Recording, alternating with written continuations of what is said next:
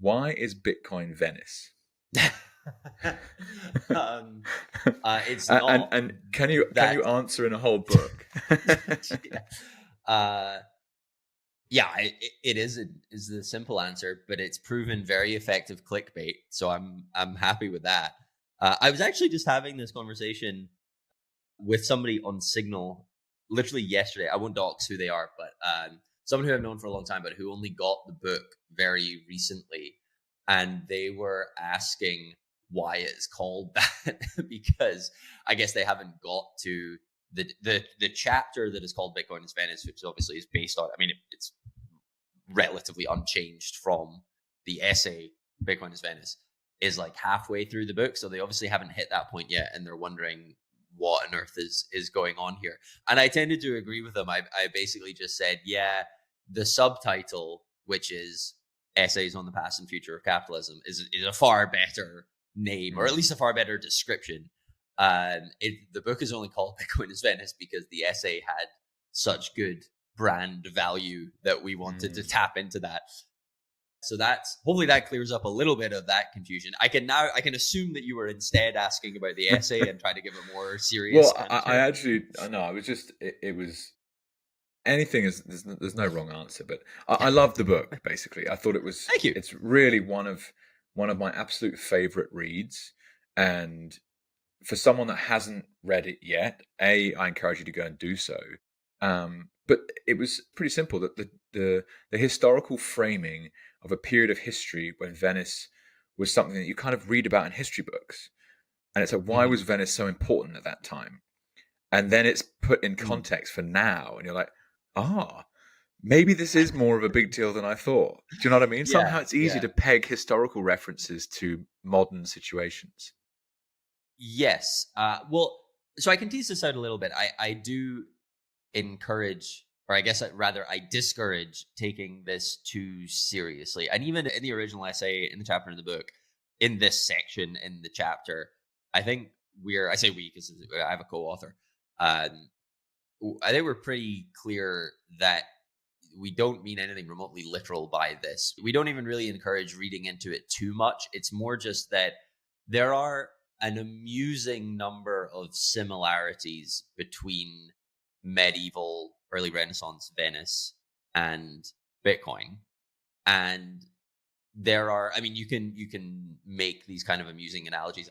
Bitcoin, I think, is particularly susceptible to this, to the point where a lot of people get annoyed by it, like saying, oh, Bitcoin is this, Bitcoin is that, Bitcoin is everything. You can claim Bitcoin is anything you want, I think. But what struck me years and years ago, before even writing it, like what moved me to write it in the first place, was that there seemed to be so many of these amusing overlaps that maybe there was something a bit more there. Not that it's that profound. I don't think that's the claim I'm making. More just that it's worth contemplating uh to catalyze more of an interest in Bitcoin itself. I think that's sort of the frame of reference I assume most people are coming from, that they maybe know something. I mean, maybe they don't know that much at all, but they're at least aware of the historical significance of Venice, and therefore that can be a way to hook them into also caring about Bitcoin. So I'll give a couple of examples of what these similarities are. So I think the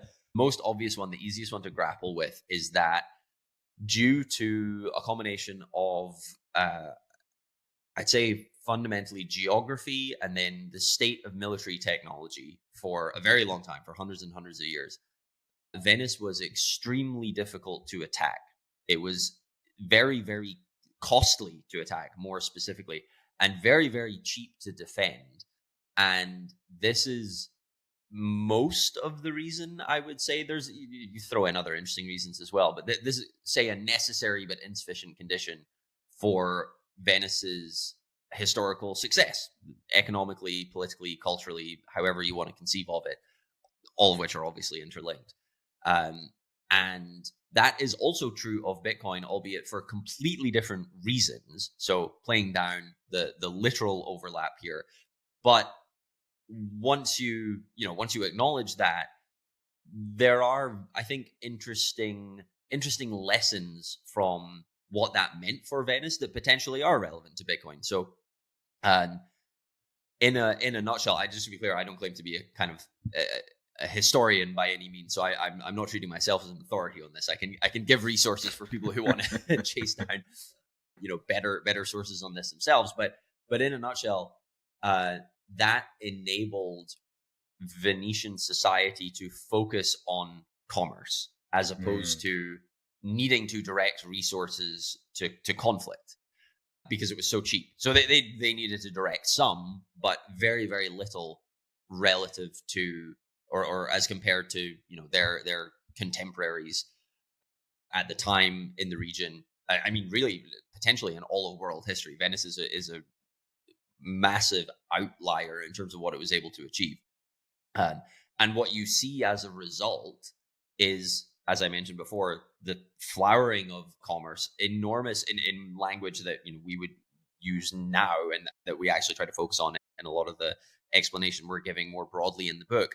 It enabled unprecedented capital accumulation, which in turn basically enabled the Renaissance. I'm obviously skipping over a lot of details here, but the Mm. Renaissance as a cultural event, almost entirely driven at the outset, at least, by Venice and Florence, um, because they had all this excess wealth, effectively, which arguably wouldn't really have been possible were it not for this interesting combination of factors. Uh, Again, in Venice's case, largely due to geography and military technology.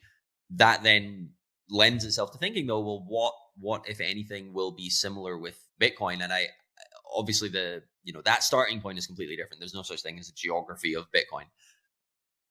The military technology component, you can maybe start to make some useful analogies there in the sense of what it means for it to be cheap to defend Bitcoin, what it means for it to be costly to attack Bitcoin.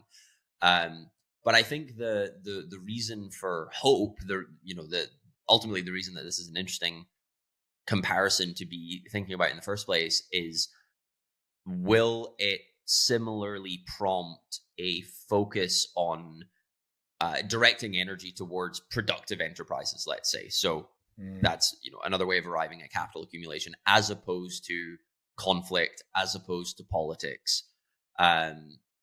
Does it free people from needing to worry, not entirely, but as much, let's say, about defending themselves from physical violence? And does it free them up to direct their energies towards being productive instead?